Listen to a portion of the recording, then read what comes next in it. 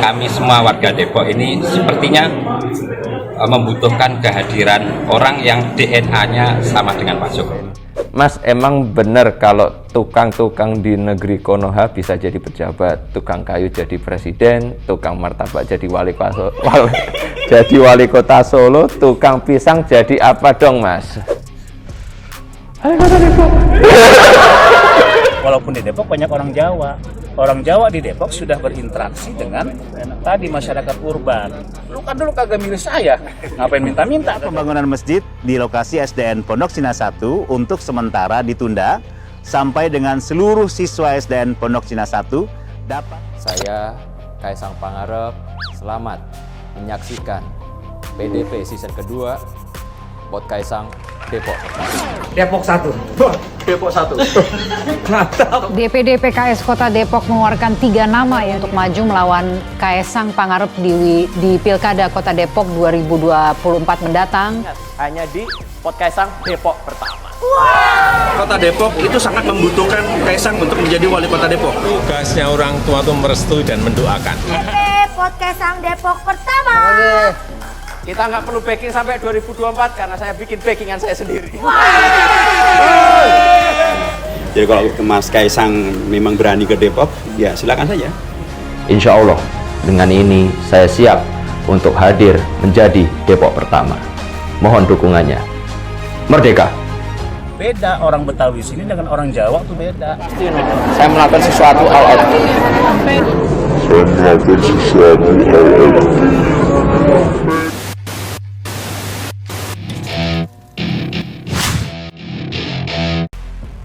Mendadak semuanya menjadi serius, seakan-akan Kaisang sudah menetapkan hatinya untuk maju dalam Pilkada Depok 2024. Kaisang adalah figur anak muda kekinian yang terbiasa blak-blakan dalam menyatakan keinginannya.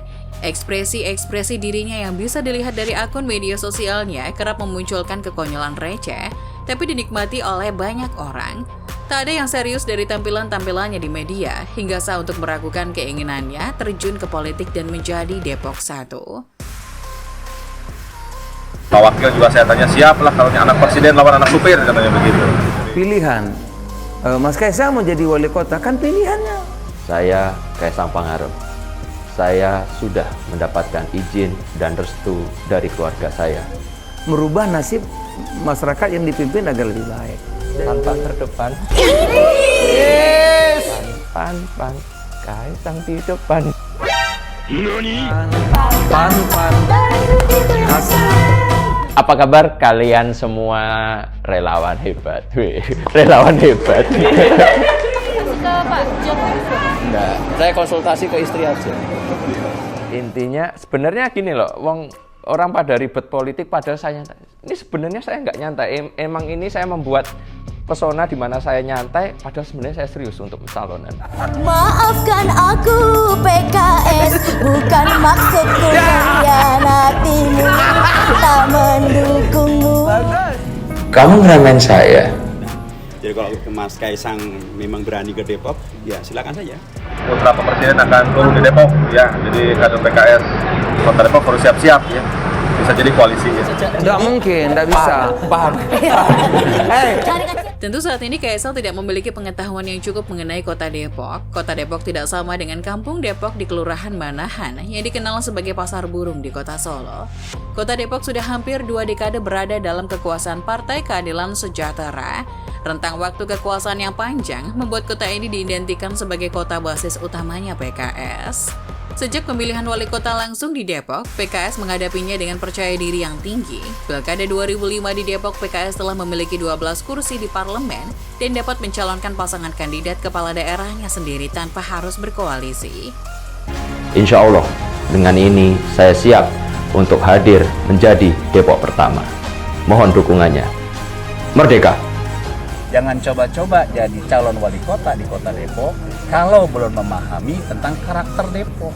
Dan kami berharap DNA Pak Jokowi turun ke Mas Kaisang ini. Ini saya ajak kepada seluruh masyarakat yang punya jalan sudah diperbaiki tahun 2022 ini, boleh bikinkan video ucapan terima kasih kepada pemerintah Kota Depok.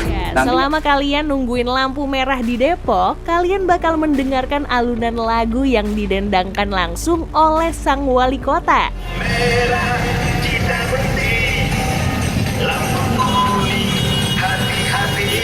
Yuk, rame-rame kita buat video ucapan terima kasih atas pembangunan infrastruktur jalan maupun bangunan. Karena Pak Kaisangnya itu pekerja keras.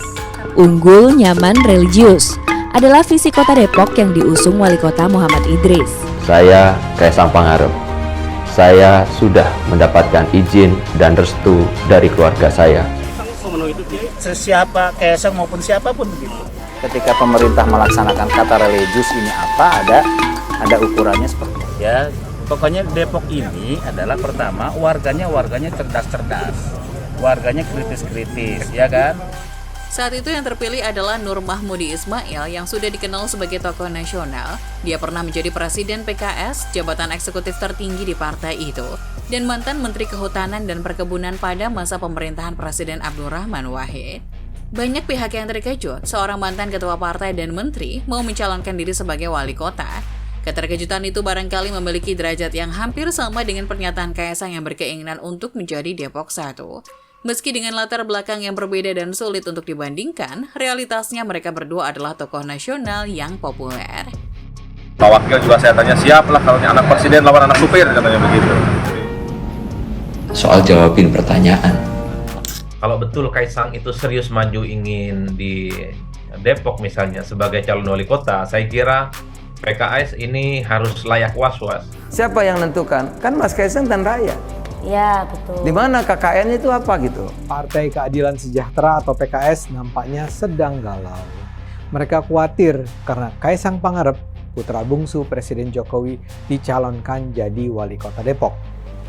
Oh enggak, kita tidak pernah melihat yang namanya ancaman ya. Melihat ada kompetitor, tapi juga mitra di dalam berdemokrasi. Kan dia pilih kan bukan orang Solo yang milih kalau di Depok kan, yang milih orang Depok. Ya dia bukan orang Depok, gitu kan. Dia juga bukan orang Depok, bukan orang PKS, yang nggak ada track record di Depok. Lah aneh juga tiba-tiba dibawa ke Depok. Makan pisang kepok, duduknya di depan. Cakep! Kaisang menang di Depok karena PAN. Dalam konteks Pilkada Depok, popularitas menjadi ukuran kelayakan berkontestasi untuk menang. Tentu, pilkada di tempat lainnya juga mengisyaratkan hal serupa. Namun khusus Depok, popularitas menjadi variabel yang lebih tinggi.